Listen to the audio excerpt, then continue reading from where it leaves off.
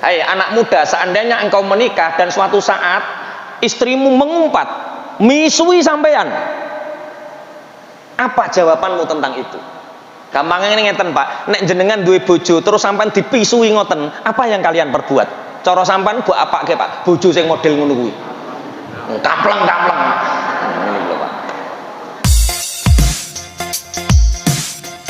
Ada 3 orang yang hidup di akhir zaman yang penuh fitnah ini, tapi kehidupannya terus beruntung.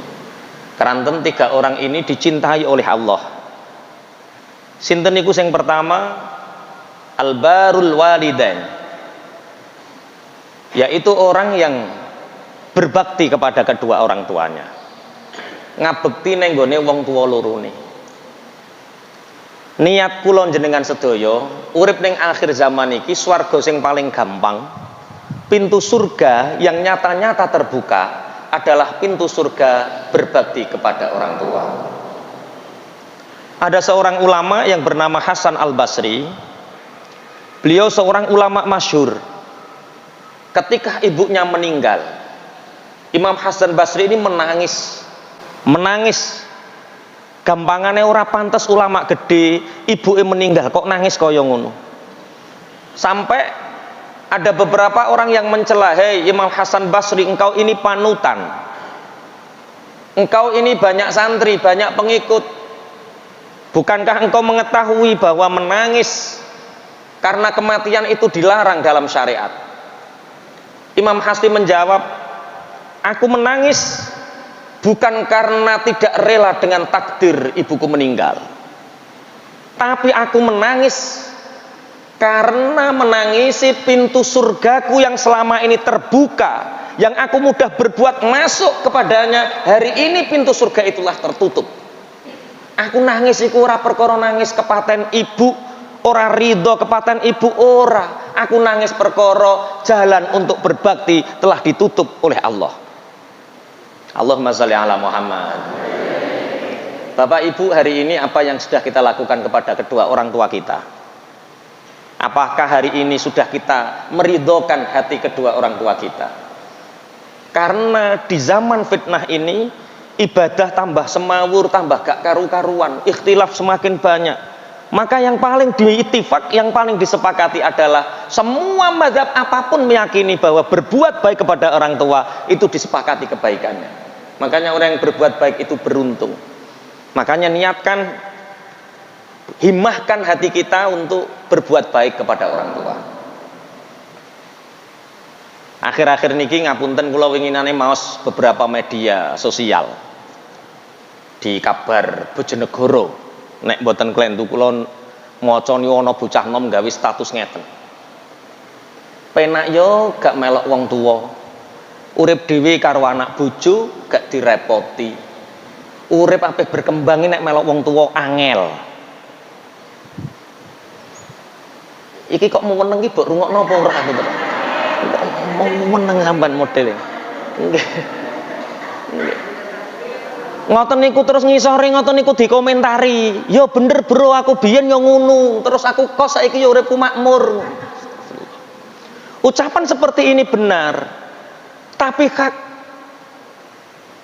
sebuah kebenaran adalah ketika orang tua itu kita bisa berbuat baik kepadanya, bisa berbakti dengan jalan apapun kita tempuh.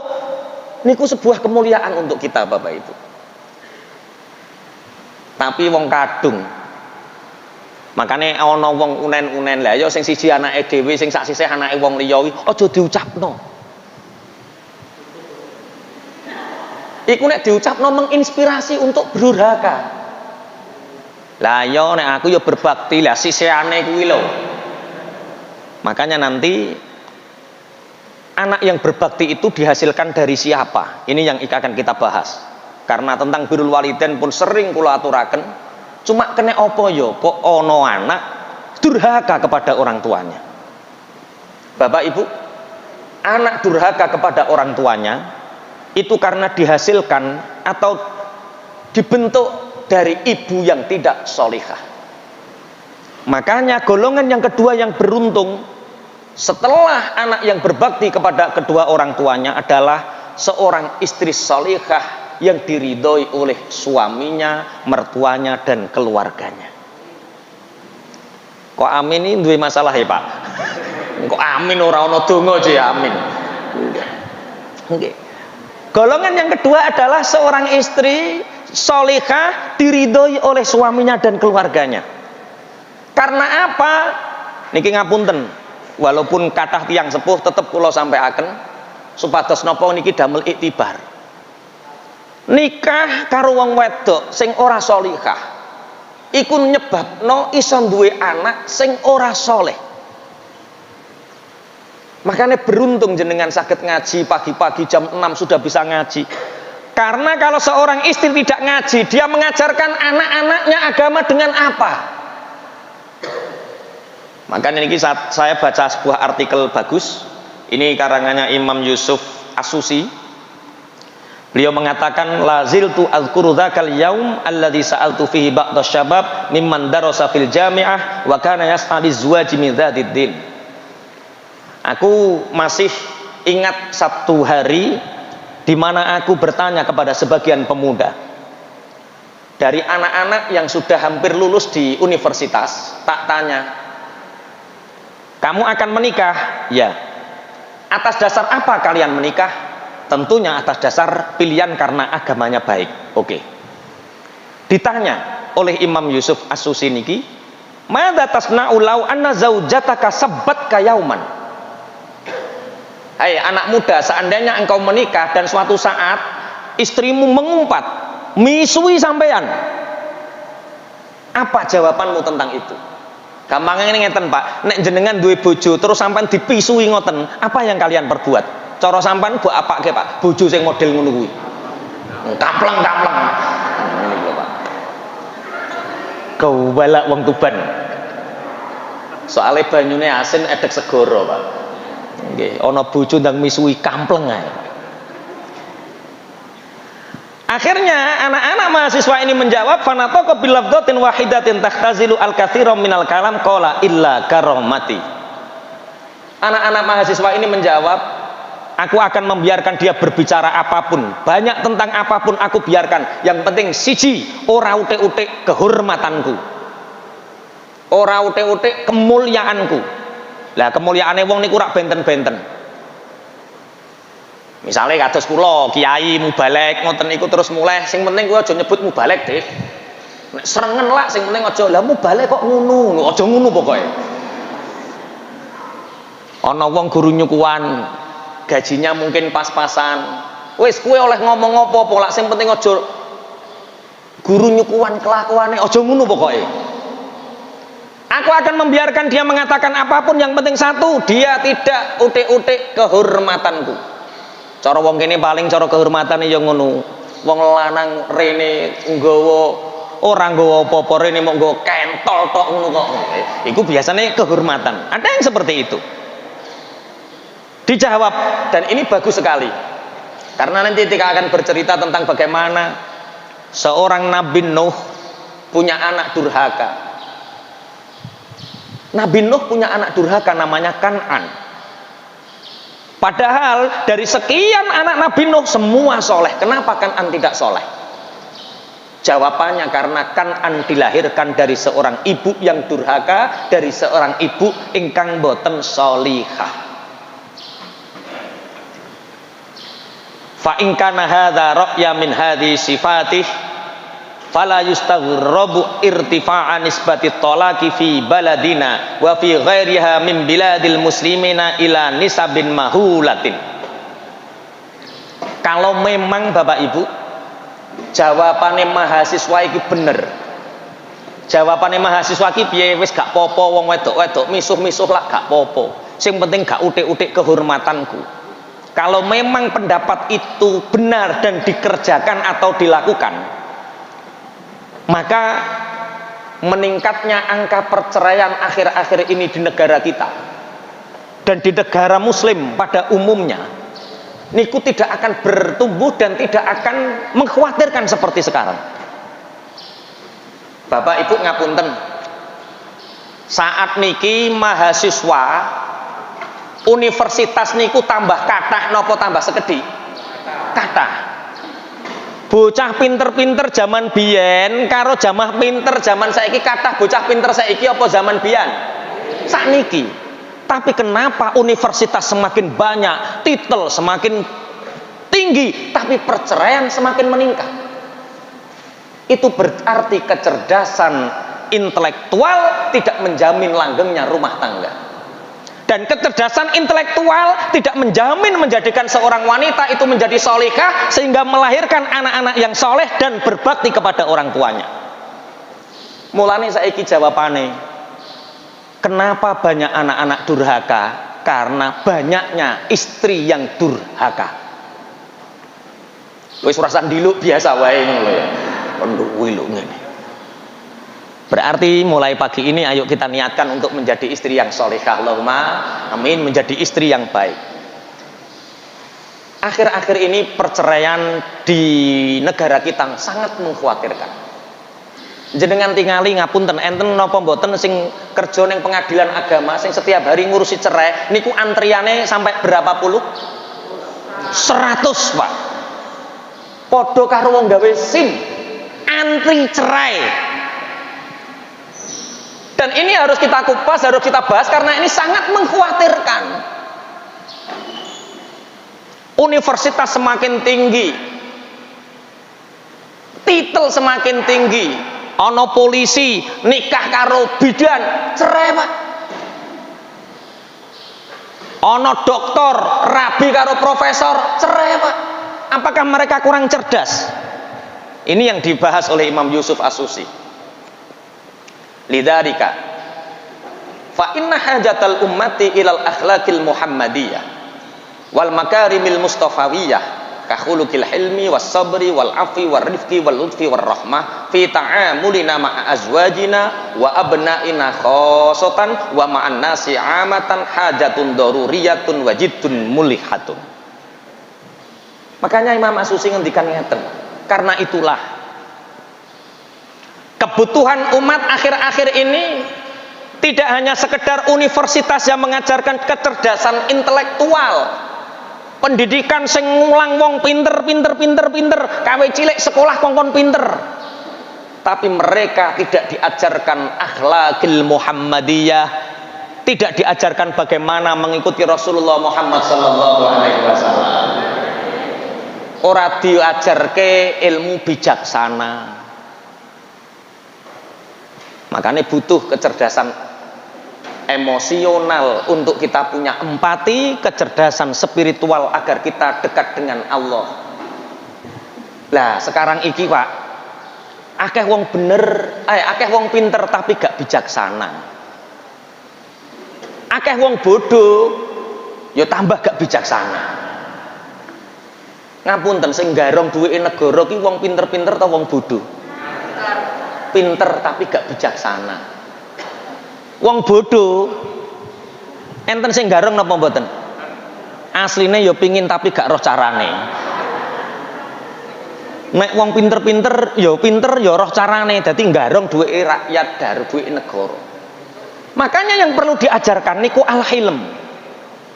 Bijaksana, Pak. Bijaksana ketika berinteraksi dengan istri, bijaksana berinteraksi dengan anak, bijaksana berinteraksi pada masyarakat pada umumnya. Ini kebutuhan yang sangat mendesak. Titele dhuwur tapi gak sabaran, Pak. Titele dhuwur tapi gak gelem alon-alon, pingin ndang gage. Wis ngerti nek sing wedok niku nek maca ora iso cepet ora iso. Gak gitu bu ngene iki bapak dadi entan, oh wis gak karu-karuan. Makanya saya teringat satu hadisnya Rasulullah Muhammad sallallahu alaihi wasallam, tuba liman bata hajan wa asbaha ghazian. Beruntung sekali orang yang setiap hari dapat pahala haji, setiap hari dapat pahala jihad fisabilillah. Ana wong bendino oleh ganjarane haji, ana wong bendino oleh ganjarane jihad fisabilillah. Siapa mereka? Mereka adalah keluarga bahagia. rajulun masturun qani'un muta'affifun dzul ayali, yaitu satu laki-laki yang punya keluarga banyak, dia nggak punya uang, tapi dia tidak mengemis, dia tetap bekerja menjaga kehormatannya. Dzul ayal, dia banyak keluarga tapi tidak ngemis. Lah sing paling digarisbawahi Kanjeng Nabi qaniun, hidup apa adanya, hidup sesederhana mungkin. Ini kata kuncinya. Karena yang membuat keluarga tidak bahagia, kemrungsung diantarane yo iku keluarga sing ora iso qanaah. Sing lanang nyawang bojone gak qanaah, bojoku kok tambah lemu, tambah lemu, tambah lemu. Zaman perawan kok ayu langsing, lah saiki kok turun mesin ping 3 kok tambah nemen ngene. Qanaah, sehingga dia mencari perhatian orang lain. Makanya kemarin ada orang datang ke pondok, seorang laki-laki. Ustadz mau konsultasi Pak Yai. Nggih Mas, pripun? Apakah menikah itu harus ada cinta? Maksudnya Mas? Ya saya tanya dulu, apakah menikah itu harus ada cinta? Saya katakan di awal tidak butuh cinta, karena cinta itu dibutuhkan setelah ijab qabul, dibangun, dibesarkan, ditumbuhkan. Nah terus kejadiannya gimana Mas? Saya itu menikah atas dasar cinta Ustadz. Saya kenalan sama temen kuliah, terus akhirnya menikah. Tapi setelah punya 2 anak Ustadz, aku nyawang bojoku awal-awal biyen ndredeg Ustadz. Ndredeg, ada getaran-getaran asmara. Bareng saiki nyawang bojoku belas gak ono setrome. Tambah lemu, tambah lemu, tambah lemu. Tapi ketika aku ngelirik mahasiswa, kok ada ghirah, ada gairah yang besar. Apakah saya sudah tidak cinta lagi sama istri? Dan apakah keluarga ini harus dipertahankan? Tak rungokno ae. Nek cerita wis Mas. Sampun Pak Yai. Aja mbok salahke bojomu sing mundak lemu, mundak lemu, mundak lemu. Lah sing salah sinten Ustaz? Matamu kuwi lho jelalatan wae, mulane roh wong wedok ayu barang. Ketika kita membandingkan istri kita dengan orang lain, maka apa yang terjadi? Maka gairah ini akan turun. Maka jaga mata, insya Allah ghirah akan selalu terjaga. Wis pokoke ning kuwi qanaah ngono lho maksudnya Pak. Di samping qanaah dalam cara hidup, juga qanaah dalam bersikap harta sesederhana mungkin. Tulung Bu, tulung ngerti kemampuane bojo. Jangan sampai besar tiang daripada pasak. Ojo sampai pengeluaran luwih akeh tinimbang pemasukan. Iki sing lanang mulai guya iki alhamdulillah aku diwangi. Soalnya kata cengkrean dalam rumah tangga, di samping karena sikap juga karena masalah ekonomi. Sing wedok nuntute gak karu-karuan, sing lanang pun Allahumma sholli ala Muhammad. Diterusno karo Kanjeng Nabi, yadkhulu ilaihim dhahikan wa yakhruju minhum dhahikan. Keluarga yang kehidupnya sederhana, tidak berlimpah harta, tidak berlimpah uang, tapi bojo iso guyon, akhirnya bahagia dalam kesederhanaan. Wong lanang petuk sing wedok iso guyon, wong lanang petuk anak iso guyon, sing wedok petuk sing lanang iso guyon, karo anak iso guyon. Itu keluarga bahagia. Lho kathah lho Bu wong lanang-lanang pinter guyon karo koncone ning embong guyon, karo koncone ning warung guyon, bojone sing liwat bojone meneng cepak, bongkok bojoku liwat. Gak iso guyon, Pak. Teng mriki nggih enten sing model ngoten niku. Wah, kan. Wonge ya seko to saiki. Jajal maju setunggal ben syuting ngene. Kula lajengaken. Jadi kebutuhan utama kita untuk membina rumah tangga yang bahagia. Kenapa rumah tangga yang bahagia? Anak durhaka dilahirkan dari seorang istri durhaka. Istri durhaka terbentuk dari keluarga yang tidak bahagia dan dari laki-laki yang tidak membina istrinya. Berarti sing salah sapa ngene iki? Kok laki-laki ae sampean? Yo kabeh salah kok laki-laki. Ngeten iki lho Bu, wong wedok ngeten iki Pak. Sampean pengen ngerti wong sing ra tau salah, iki wonge Pak. Wong wedok ra tau salah. Nek sing lanang ngresiki omah perkara asale sudah bersih, terus sing lanang munggah numpak sandale kegawa lali, wah nek serengen sedina Pak.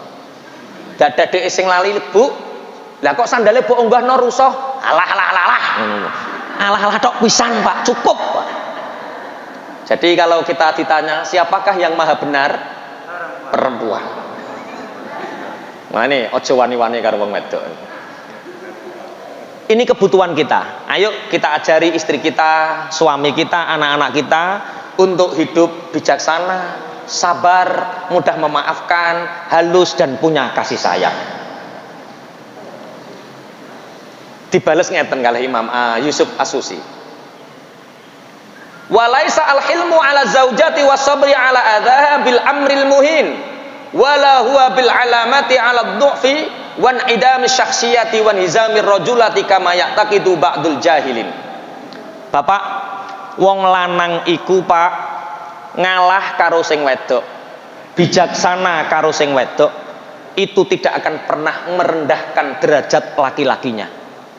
Dadi ojo anut wong-wong bodoh yang sebagian orang bodoh mengatakan nek eneng wong lanang kok kalah karo wong wedok, ngalah karo wong wedok iku wong sing ora lanang. Wi omongane wong bodoh. Sing wedok seneng, wah diwangi neh aku iki. Cocok iki, Pak. Jadi kita bijaksana terhadap istri bukan berarti kita langsung harga diri kita jatuh, bukan. Bukan termasuk akhlak yang buruk. Wa alamatil alal fikhi wa siyadah. Justru ketika ana wong lanang gemati karo sing wedok, bijaksana karo sing wedok, iku tanda kemuliaannya dan tanda dia itu orang alim. Jadi sing mokong iku wong bodoh, Pak. Nek wong alim dia tahu ya memang perempuan seperti itu. Sebagaimana hadisnya Rasulullah Muhammad sallallahu alaihi wasallam. Inna kunna idza ju'tunna dafatunna wa idza syabatunna batarattunna. Kanjeng Nabi dawuh, wong wedok-wedok iku nek lesu ngamukan, nek wareg sombong. Perempuan itu punya watak kalau dia miskin serengen gak ning wis-wise, Pak. Coba gak sah dikai nafkah 3 wulan, aja dikai duit, apa yang terjadi? Merengut, Pak. Waduh, saiki kena neh jadi Pak. Tapi wa idza syabatunna batarattunna, ketika dia kaya, ketika dia melimpah, berlimang harta, sombong. Lha iku wis cetak-cetakane kok kono. Berarti kita tanggung jawab sapa? Sing lanang, Pak, sabar. Nabi Nuh alaihissalam itu punya beberapa istri. Solihah. Punya anak solih. Kemudian Nabi Nuh menikah dengan seorang perempuan, ibunya Kan'an. Dia kafir. Di samping kafir, dia wanita penjilat. Sehingga dari kelakuan buruk istrinya ini lahirlah seorang yang bernama Kan'an. Kan'an ini anak yang durhaka. Tapi sak durhakane anak, seorang bapak pasti kasihan. Nabi Nuh ketika banjir bandang sudah terjadi, orang-orang yang beriman sudah naik kapal semua. Nabi Nuh masih mengingatkan anaknya karena tidak mungkin seorang ayah bisa melupakan anaknya begitu saja. Qala ya bunayyar kam ma'ana, qala ya bunayyar kam ma'ana. Qala dawuh sapa Nuh, ya bunayya he anak cilik ingsun irkab munggah sapa sira. Ma'ana sertane kita. Hai anak kecilku, hai anakku, naiklah. Ya bunayya bukan berarti terus Kan'an iku jek cilik, enggak. Saat itu Kan'an juga sudah mulai dewasa. Hei anakku, naiklah ke kapal ini bersamaku, naiklah ke kapal ini bersamaku. Apa jawab Kan'an? Qala sa'awi ila jabali ya'simuni minal ma. Bapak, biarkan aku naik gunung saja daripada mengikutimu. Anak kelakuan kaya ngene iki anak durhaka apa anak soleh? Durhaka.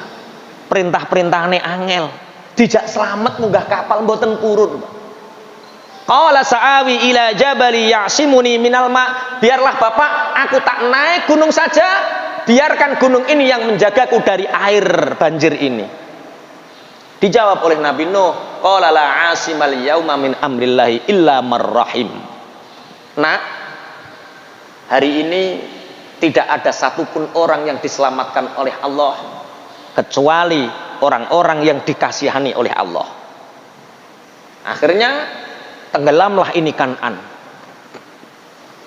Ketika tenggelam ini, ketika perahu Nabi Nuh ini sampai di Gunung Judi, Nabi Nuh sujud kepada Allah. Ya Allah, Engkau telah menjanjikanku untuk menyelamatkan ahliku, keluargaku.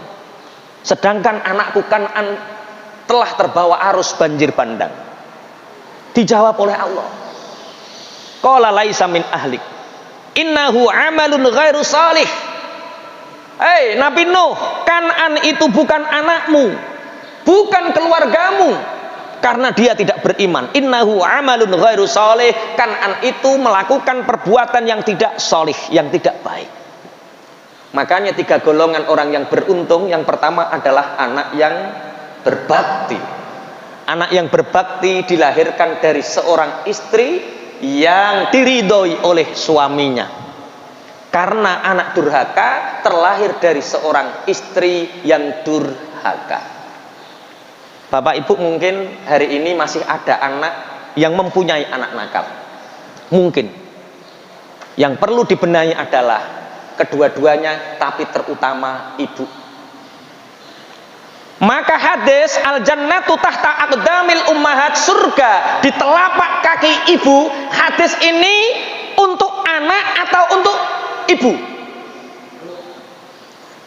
Jawab salah rapopo, bener tambah penak kok aku nek jelasno. Surga di telapak kaki ibu. Hadis ini untuk anak atau untuk ibu? Iki mau disalahno, Pak. Anak sing kene ibu. Wes, grup A dhisik ae. Hadis ini Bu untuk anak atau untuk ibu? Mamang deh. Untuk kedua-duanya. Surga ada di bawah telapak kaki ibu. Al-jannatu tahta aqdamil ummahat. Menjadi pelajaran bagi seorang anak, berbaktilah pada ibumu walaupun engkau berada di telapak kakinya. Najan kowe dadi kasete wong tuamu lakoni. Yang kedua, hadis ini juga untuk ibu. Karena anak yang durhaka terbentuk dari ibu yang durhaka. Jangan salahkan anak yang durhaka dulu, karena banyak ibu yang durhaka. Ibu yang tidak memberi hak anaknya, itu ibu durhaka, Pak. Lahir lagi rong ulan wis gak disusoni, Pak. Dikei susu sapi. Ibu durhaka. Hanya karena pingin langsing, selfie neng TikTok, terus anak ora dikei susu ASI, dikei susune sapi. Ibu durhaka. Bantah sak karepmu pokoknya. Sudah, anak dititipkan baby sister, sehingga anak tidak tahu bagaimana pendidikan ibu. Ibu yang menitipkan anak-anaknya kepada baby sister itu ibu durhaka. Berarti yang durhaka tidak hanya anak, tapi ibu juga bisa durhaka. Ayo Bu, anaknya dididik sing apik. Kemarin saya punya beberapa teman mengalami masalah anak. Ustadz, niki pertama bapake sing sowan. Perkara bapake iku kerja di Surabaya, terus beli soto, ditakoki karo tukang sotone, ketoke kok sumpek ya Pak. Iya Nak, Mas niki mikir anakku mas. Anakku lho Mas, SMP kelas 3 wis kena narkoba. Iki wis bar tak tebus 20 juta, ijek dihukum petang ulah. Masya Allah, aku iso awan bengi kerja demi anak, demi istri. Anak baru kelas 3 SMP wis kena narkoba. Terus bakul sotone iku cerita, aku duwe kiai Bojonegoro, iku tahu eneng bocah kena narkoba ditobatno Pak. Jajal gawa rono wae. Bar iki aku dianggap dukun nih Pak. Sowan, saya mendengar seperti ini Ustadz, saya ingin seperti ini. Pokoknya nek gak ibu Irene aku moh. Nek ibu Irene aku gelem. Bareng ibu Irunu tak sawang, yo iki penyebabnya yo iki. Bu, anaknya sampean pecandu narkoba kelas 3 SMP. Nggih Ustadz. Sampai hari ini apakah ada ridho di dalam hati ibu? Kulo gregeten Ustaz, ndongkol ning kene iki sempek sampai sesek. Selama sesek itu masih ada, selama ndongkol itu masih ada dan ibu tidak ridho, maka selamanya anaknya sampean jadi pecandu narkoba. Sampean kepingin sembuh, kepingin Ustaz ridho. Ya Allah aku ridho, ya Allah aku ridho. Najan anakku tuh pecandu narkoba, aku ridho dia selamanya anakku. Ridhokan karena mungkin keburukan anak itu dari sampean. Mestinya sing istighfar ning Allah itu sampean Bu. Terus tak kono ngene. Selama ini pendidikan yang Anda lakukan terhadap anak apa? Walah kula nek ngomengi pun ben dinten, nek obrak-obrak pun ben dinten. Lah ya wong omengan nganggur kok diterusno. Lah terus pripun Ustaz? Mulai malam ini Bu, nek sampean kepingin anaknya sembuh, satu, gak oleh ngomeng najan anaknya salah. Lah terus berlanjut, wis to meneng wong wedok kok angel kandhanane aku ngono Pak. Dibantah. Mulai malam ini gak oleh ngomeng ning anak walaupun sak kecap, anak datang senyum. Anak datang nak, mari dolane nak. Empet, wis pokoknya masuk hati kene mbok piye sampean latihan ridho. Wis. Kenapa seperti itu Ustaz? Perkara anake sampean secara fisik akale wis ora kena dituturi nganggo cangkem, nganggo mulut. Yang perlu disentuh adalah rohnya, dan roh akan selalu hidup walaupun dia masih tidur. Jadi nek nuturi anake, tulung Bu ngenteni wayah turu. Wis ketoke wis ngorok edeki. Nek kepingin wong gak tangi, omongin nak, ibu iku seneng sampai anak. Ibu itu mengharapkan sampai itu jadi anak yang soleh. Nah, karo keluarga sing apik nak terus ditanamkan. Ra gak krungu Ustaz, kupenge gak krungu, tapi rohe mendengar, dan yang perlu disentuh adalah roh. Wis to, lakoni sampai 40 hari apa yang terjadi? 40 hari pertama Pak, ada perubahan. Bu, sampean seneng aku iku tenan ta? Iya nak, ibu yo seneng nak, sampean butuh apa nak? Kurang apa ibu nak? Wis, seneng yo wis rasa lebay ngono terus metu Pak. Bocah kelas 3 SMP kok. Seneng yo wis tapi ora usah lebay. Lakukan terus dan masukkan roh ini dididik terus ketika dia tidur. Apa yang kalian inginkan? Misalkan, nak, besok sholat nak yo. Bocah laki mulai mendem kok sholat toh sholat. Yo ngamuk Pak. Roh tidak bisa membantah, dia hanya menerima. Apa yang terjadi? Kemarin hari raya Idul Fitri, satu keluarga datang dan sudah anak yang kelas 3 SMP sudah punya istri Bu. Kalau dirangkuli, alhamdulillah Ustadz, keluarga kami sekarang menjadi baik-baik saja. Kenapa? Karena mendidik tidak hanya dengan fisik, tapi mendidik dengan apa? Ruh. Ayo sing anake nakal-nakal, sing anake gak gelem salat, engko ning kamare aja oleh kancingi nak, aja kancingi nak. Sing repot anakmu beling, kamare dikancingi, Pak. Iki nek didik angel iki, Pak. Makanya banyak kiai itu ketika tahajud itu sholatnya di tempat lain, tidak di tempat di mana anak istrinya tidur, Pak. Karena apa? Ketika tahajud kita berdoa, nur itu banyak di situ, rohnya mendengar. Kita membaca ayat-ayat Quran masuk, sehingga biasanya kadung kulino roe dituturi cangkem gak kena, Pak, biasa. Mulane anak kiai sing sholate ning pinggir anake, ndonga ning pinggir anake, biasanya cilikane nakal biasa. Iku perkara apa? Efek sering dituturi malaikat, gak kena dituturi wong. Cara dosis itu kegeden misalnya, Pak. Makanya ada dua cara, didik fisik, didik ruhnya. Oke, mungkin sing duwe, lah nek bojo nakal piye? Padha. Bojomu kok nakal angel kandhanane, Pak, aja tuturi wayah melek, ditukari sampean, Pak. Anak bojone sampean kok kepingin mobil Avanza, gak kena diempet, Pak. Ben wae ben, hati-hati wae nek turu. Ketika dia tidur beleh, Bu, sing gak pingin mobil iku sapa? Aku ya pingin, tapi mbok delok to jethokku ki lho didelok, Bu. Insya Allah nek duwe tak tumbasno, sabar ya sabar. Lihat besok paginya apa yang terjadi. Mesti kaya ape wani piye ngono angel. Ternyata kita itu sering mendidik anak istri kita secara fisik, tapi tidak pernah mendidik secara apa? Ruh.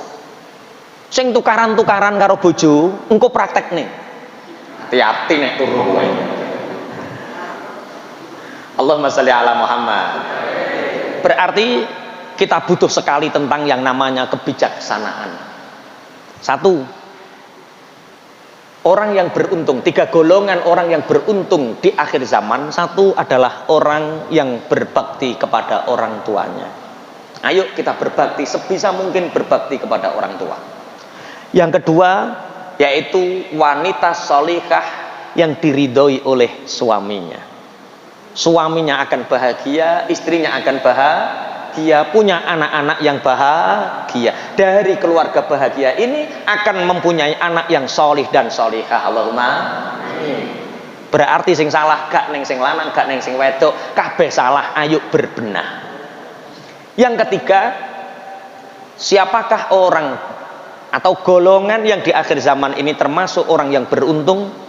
Yaitu orang yang ditakdirkan oleh Allah menjadi orang yang ahli sedekah. Sampai Rasulullah bersabda, shadaqatus sirri tudfi'u ghadabar rabbi.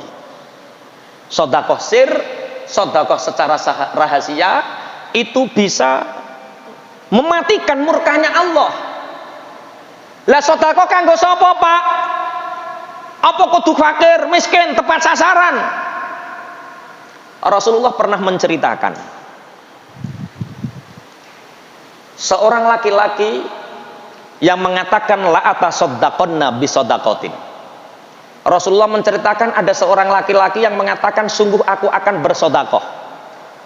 Tapi dalam kutip sedekah ini ingin yang tepat sasaran.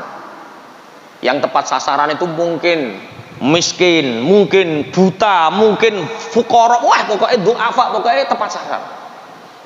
Akhirnya karena dia ingin sedekahnya tidak diketahui banyak orang, dia keluar di malam hari. Ketemu seseorang laki-laki, langsung dikasih sedekah. Akhirnya pagi harinya orang-orang itu membicarakan, masyarakat rame, ada seorang pencuri yang mendapatkan sedekah besar. Sehingga yang bersedekah ini mendengar, waduh, orang tepat sasaran, ternyata sedekahku diterima maling.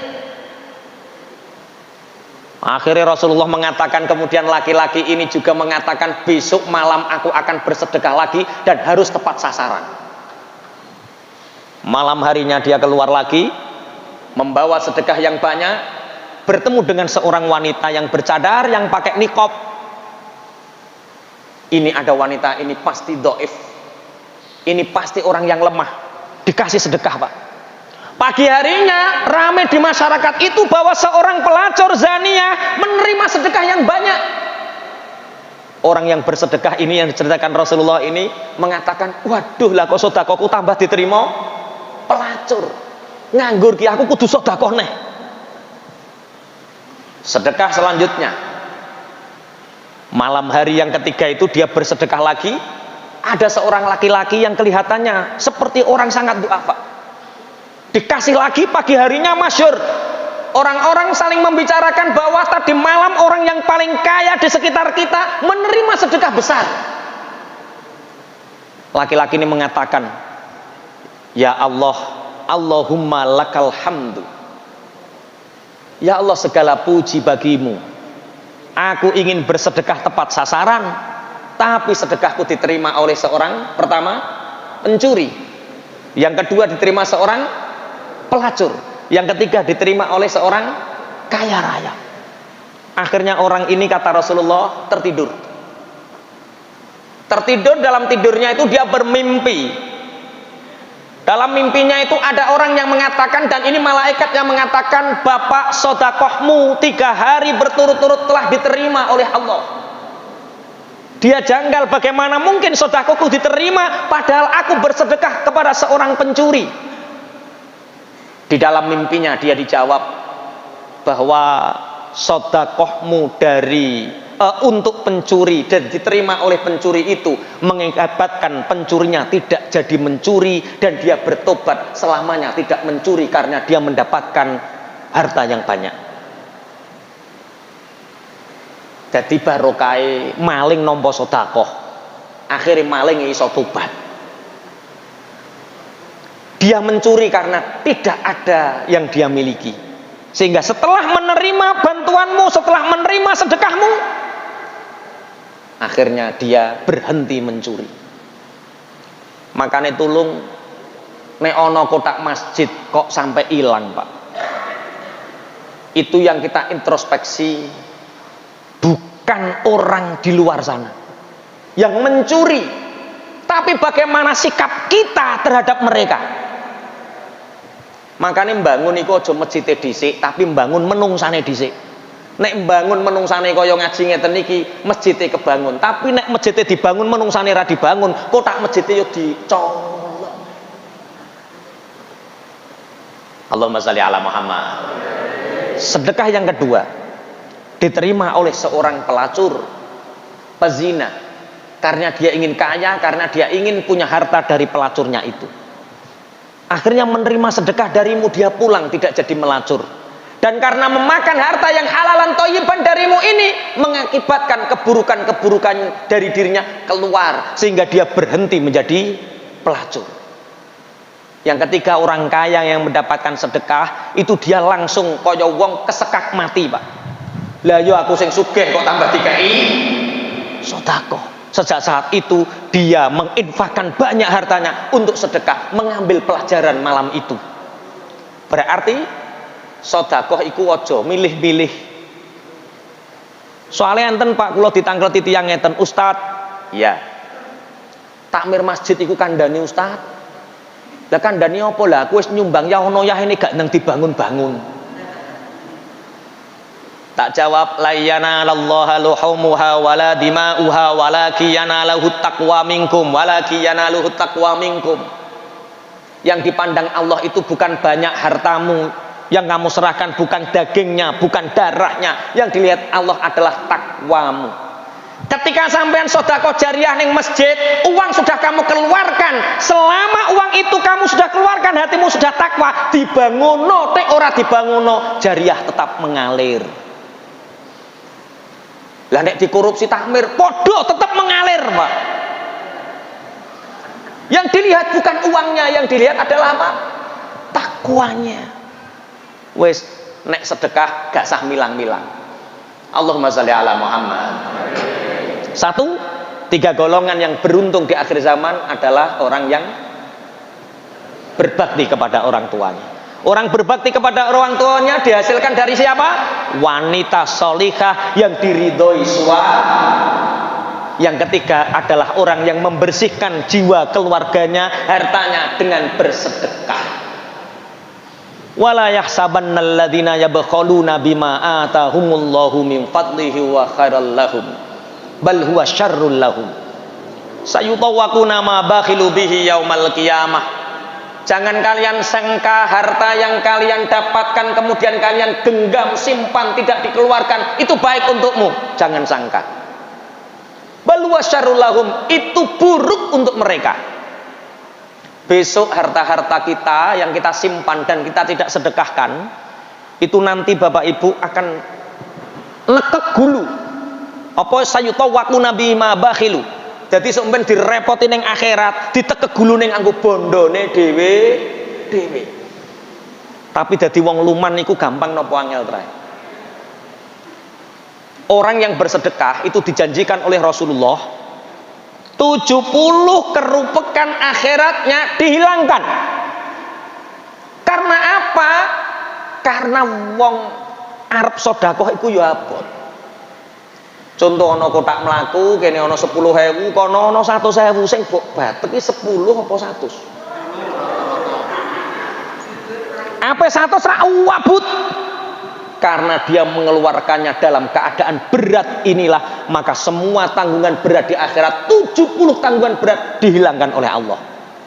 Berarti sedekah 100.000 karo 10 juta, 100.000 ridho ikhlas karo 10 juta kepeksa, apik ndi?